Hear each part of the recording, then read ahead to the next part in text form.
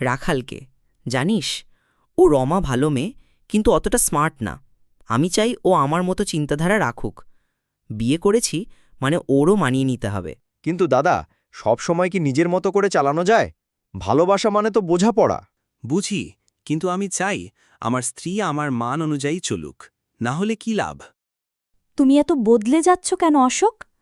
আগে তুমি আমায় সব কথা বলতে, এখন যেন একটা দেওয়াল। রমা, তুমি সবসময় ঘরের মেয়ের মতো থেকেছ, কিন্তু আমি চাই একজন সাহচর্য দিতে পারা সঙ্গিনী।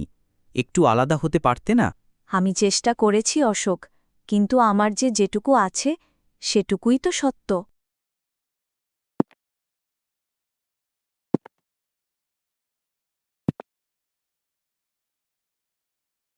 দাদা, তুমি কি ঠিক করেছ?